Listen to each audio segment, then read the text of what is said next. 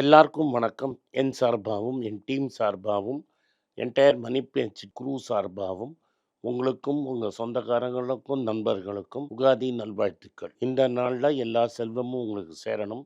இன்னைக்கு மார்க்கெட் விழுந்திருக்கு. நிறைய ஃபியூச்சர் செல்வமா நீங்க சீப்பா கன்சிடர் பண்ணியிருப்பீங்கன்னு நான் நம்புறேன். வணக்கம். மீண்டும் மணிப்பேச்சில் உங்களை நான் சந்திப்பதில் எனக்கு மிக்க மகிழ்ச்சி. இன்னைக்கு டமால் டமாலுங்க தான். ஒரே டமால். ஒரே குஷி. நீங்களும் குஷியா இருப்பீங்கன்னு நினைக்கிறேன். கோல்டு டமால். கோல்டு ரூ. 670 குறைஞ்சிருக்கு. நேத்தே ரூ. 200 குறைஞ்சிருக்கு. 13,900 வந்திருக்கு. நியர்லி ஜான்வரி 20ஆம் தேதி தான் இந்த ரேட்டு கடைசியா இருந்தது. போர்னால குறைஞ்சிருக்குது. கச்சா எண்ணெய் விலை பயங்கரமா ஏறினதுனால குறைஞ்சிருக்குது. இது குறையும், குறைய குறைய வாங்கலாம். 12,500 வரைக்கும் இறங்கறதுக்கு வாய்ப்பு பிரகாசமா இருக்கு. ஏன்னா கச்சா எண்ணெய் விலை 111 தாண்டிடுச்சு. 107.8ங்கிறாங்க ரேட்டு. பட் ஃபியூச்சர்ஸ் மார்க்கெட்ல 110, 111. கத்தர்ல ஒரே குண்டு டமால் அப்படின்னு போட்டு வேர்ல்ட்ஸ் லார்ஜஸ்ட் லிக்விடிஃபைடு எல்என்ஜி பிளான்ட்டை க்ளோஸ் பண்ணிட்டாங்க. ஆயில், கேஸ் ரெண்டும் காலி. இந்தியாவில் எல்பிஜி கேஸு கார்மெண்ட் ஷார்ட்டேஜ் இல்லைங்கிறாங்க. படுபாவி ரெஸ்டாரண்ட்லாம் ஷார்ட்டேஜுங்கிறாங்க. நார்த் இந்தியாவில் பல பேர் 4 ஹவர் 5 ஹவர் க்யூவில் நிற்கிற வீடியோ நம்மளுக்கு வருது. உண்மை எது பொய்ன்னு நம்மளுக்கு தெரியல. எனிவே வெள்ளி அஃபிஷியலாகவே 265. இன்னும் கீழே போய் 210 தான் இருக்கும் வெள்ளி. நிஃப்டி 23,000 கீழே போயிடுச்சு. 23,200. கார்த்தால 600 பாயிண்ட்டுக்கு மேலே போய் 23,200 டமால்னு ஒரு போடு போட்டான். ஒரே குஷி. அதுக்கப்புறம் என்னன்னா, நம்ம செஞ்சுரி அடிக்கலையே அப்படின்னு நீங்கள்லாம் வருத்தப்படுவீங்கன்னு இன்னைக்கு ஒரேடியாக 92.40 93.30, அதாவது ரூ. 93 டிசைசிவ்லி உடச்சிட்டாங்க. ஜஸ்ட்டு ₹6.70 ஆன் ஸ்க்ரீன் 100க்கு. ஆஃப் ஸ்க்ரீனு இன்றைக்கி வந்து இன்னொரு 3% மார்க்கப் இல்லாமல் எந்த பேங்க்கும் தரமாட்டான் சாதாரண மனுஷங்களுக்கு. ஸோ அது 96, 97 கிட்ட இருக்குது. அப்படியே நர்வஸ் 90ஸ்ல போயிட்டுருக்காரு. ரூபா செஞ்சுரி அடிச்சிடும். டெஃபினட்டாக ஸ்ரீ அமிதாப் பச்சன் எல்லாம் உங்களுக்கு ஞாபகம் இருக்கும். ₹30, ₹10, ₹5 தரேன்னாரு. ஸோ யாராவது போய் வாங்கிக்கிறீங்கன்னா கேட்டு வாங்கிக்கோங்க. ஆட்டோ இண்டெக்ஸு 2 3 நாள் ஏற்றினதெல்லாம் ஒரேடியாக ரேட் போட்டான். 2.5% டவுன். ஐடி நேற்று ஏற்றினா இன்னைக்கு டவுன் 1.7. ஃபார்மா 1.4. எஃப்எம்சிஜி 1.7. மெட்டல் 1.6. யாருமே மேலே இல்லை. இன்னைக்கு special treatment bank Nifty. HDFC bank 8% டமால். இப்போ நான் பேசுகிறச்ச 6% டமால். Tata motor commercial vehicle 3% down. Passenger vehicle 3% down. IDFC 3% down. Zydus life sciences 1.76% down. Kalyan jewellers 3% down. Tamil Nadu mercantile bank 3% down. IndusInd bank 3% down. Mahindra and Mahindra 2.8% down. Federal bank 2.3% down. Doctor Reddy 1.5% down. எல்லாமே டவுனுங்க தான். இன்னைக்கு முக்கிய செய்தி. ஹெச்டிஎஃப்சி வந்து நெஞ்சு பிடிக்கும் செய்தி. ஹெச்டிஎஃப்சி பேங்கோட பார்ட் டைம் சேர்மன் ஒரு ஐஏஎஸ் ஆஃபீஸர், நான் வரல ஆட்டத்துக்கு, நீங்கள் பண்ணுறதெல்லாம் எத்திக்ஸ் மாரல் வேல்யூலாம் இல்லை, என்னோட லைஃப்பில் இருக்கிற எத்திக்கல் மாரல் காம்பஸுக்கு எதிர்த்து நீங்கள் வேலை செய்கிறீங்க என்னங்கிறத அவர் சொல்லலை. இத்தனை நாள் நல்லா சாப்பிட்டுன்னு இருந்தார். இன்றைக்கி சாப்பாடு போகிறல போல இருக்குது. இதில் அக்யூசேஷன் சொல்லிட்டு ஓடிட்டார். யாருமே எதுக்கு என்னன்னு சொல்ல. கேகே மிஸ்திரி திரும்பி சேர்மன் ஆகிட்டார். ஹெச்டிஎஃப்சி பேங்க்கும் ஹெச்டிஎஃப்சி மர்ஜர் ஆனது இன்னும் ரிசல்ட்டு சரியாக வரலன்னு அவர் சொல்லிட்டார்.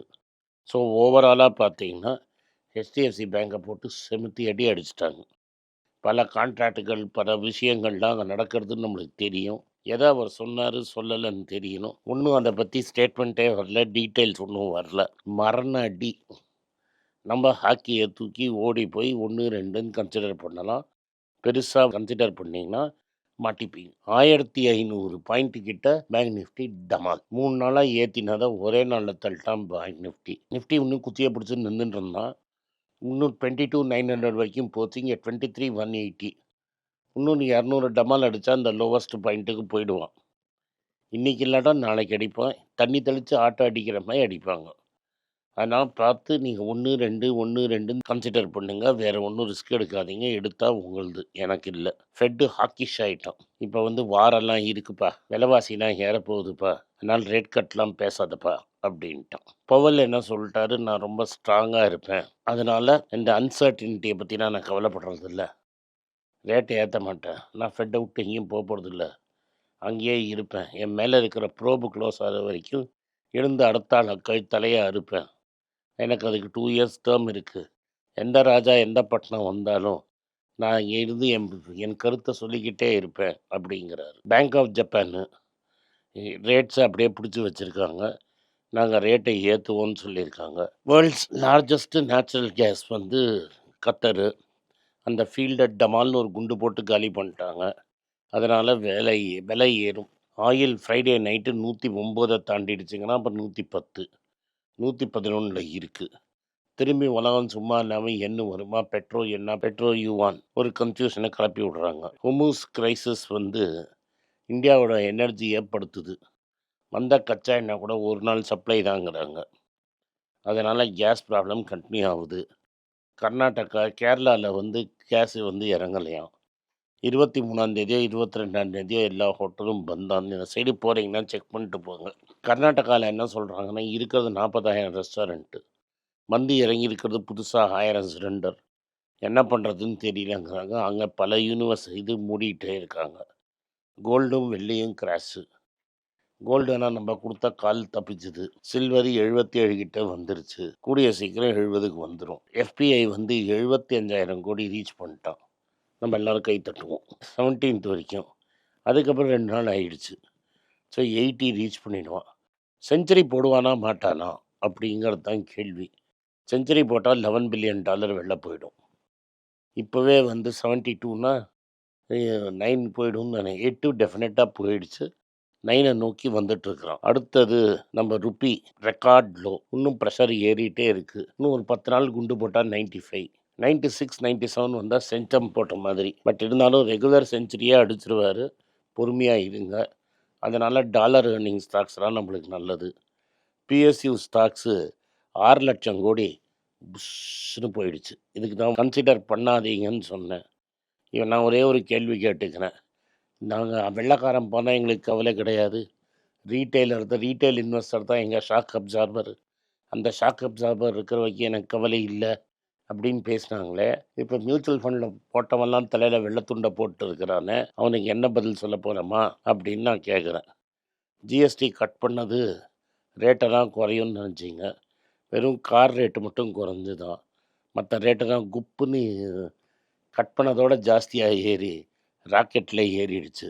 அதனால் ஹெட்லைன்ஸை என்ன போட்டிருக்கான், ஜிஎஸ்டி கட்டு, அதாவது மிஸ்ஸஸ் எசென்ஷியல்ஸ் போன வருஷம் ரூ. 83, இப்போ ரூ. 93, ரூ. 10 போயிடுச்சு. அப்படின்னா 13-14% ருப்பி டிப்ரிசியேஷன்லேயே போயிடுச்சு. ஸோ ஜிஎஸ்டி கட்லாம் பெப்பேன்னு ஆயிடுச்சு. பெயின் டீலு கிளியர் ஆகிடுச்சு. அவன் 4,355 கோடி ரூபா கொண்டு வந்து செக்காக கொடுத்துட்டான். அந்த மனப்புறம் வாங்கி ஜாலியாக உள்ளே போட்டுக்கிச்சு. அதனால் இனிமேல் ஃப்யூச்சர் க்ரோத்து சூப்பராக இருக்குங்கிறாங்க. மைக்ரோ ஃபைனான்ஸோட ரிஃபார்ம் ஆரம்பிச்சிருச்சு. கலெக்ஷன் வந்துருச்சு. ஸோ க்ரோத்துக்கு என்ன பண்ணுவாங்கன்னு நம்மளுக்கு தெரியல. யூனிலீவர் என்ன சொல்கிறாங்க, ஃபுட்டு பிஸ்னஸை தனியாக பிரித்து, ஐஸ்கிரீமை தனியாக பிரிச்சுட்டாங்க. ஃபுட்டையும் சோப்பையும் 2ஆக பிரித்து வெறும் ஹை மார்ஜின் வேல்யூ பிஸ்னஸ் மட்டும் பண்ணலாங்கிறாங்க. இதுதான் நம்ம இங்கே இருக்கிற யூனிலீவரை தொடாமல் இருக்கிறோம். மைக்ரோ ஃபைனான்ஸில் ரிக்கவரி ஆரம்பிச்சிருச்சுங்கிறாங்க. அதுக்கப்புறம் டிசிஎஸும் பப்பிஎஸ் அந்த பிரிண்டிங் கம்பெனியும் சேர்ந்து ஏஐ டைஅப் பண்ணி ஃப்யூச்சர் ஒர்க் ஃபோர்ஸை எப்படி ட்ரெயின் பண்ணுறதுன்னு லேர்னிங் சொல்லி தராங்க. நாட்கோ வந்து ஒரு அக்ரோகெமிக்கல் டீமர்ஜர் பண்ண போகிறாங்க. ஸோ அது டீமர்ஜ் ஆகி வேல்யூ அன்லாக் ஆகிடும். IT stocks rebound yesterday. இன்றைக்கி திரும்பி கரெக்ஷன் வந்துருச்சு. ஜைடஸும் டாரண்ட்டும் சேர்ந்து செமிக்ளூடைட்டை பண்ணுறதா பேசியிருக்காங்க. இந்த இவி லோக்கலைசேஷனுக்கு டாட்டாவும் பாஷும் ஒரு ஜாயிண்ட் வெஞ்சர் போட்டாங்க. அதுக்கப்புறம் கிரெடிட் கார்டெல்லாம் எங்களால் நடத்த முடியலப்பா, கலெக்ஷன் ரொம்ப கஷ்டமாக இருக்குது, லோக்கல் லேம்ட்டே விற்றுட்டு போயிடலான்னு ஸ்டான்சார்ட் டிசைட் பண்ணிட்டாங்க. இது சிட்டி போனதுக்கப்புறம் இவங்களும் போகிறாங்க. வெள்ளைக்காரங்க இந்தியாவை விட்டு போகிறாங்க. பணத்தெல்லாம் எய்தர் கக்கணும், இல்லாட்டா புது பேங்க்கில் கடன் கட்டணும். என்ன பண்ண போகிறாங்கன்னு பொறுத்திருந்து பார்ப்போம். நன்றி, வணக்கம். இந்த வீடியோ உங்களுக்கு பிடிச்சிருந்தா வீடியோவை லைக் பண்ணுங்கள், எங்கள் சேனலை சப்ஸ்கிரைப் பண்ணுங்கள், பெல் நோட்டிஃபிகேஷன் தட்டுங்க. இந்த வீடியோவை முடிஞ்சால் சொந்தக்காரங்களுக்கும் ஃப்ரெண்ட்ஸுக்கும் அனுப்புங்க, அவங்கள பார்க்க சொல்லுங்கள்.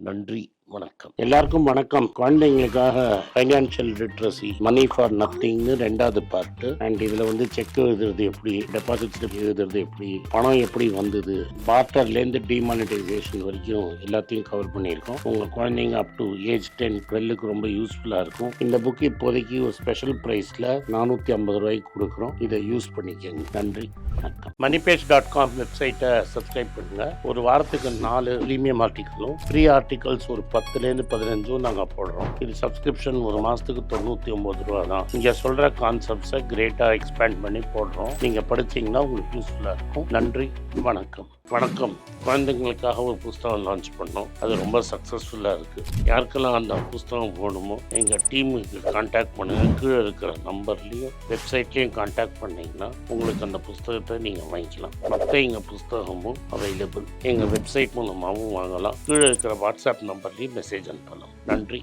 வணக்கம்.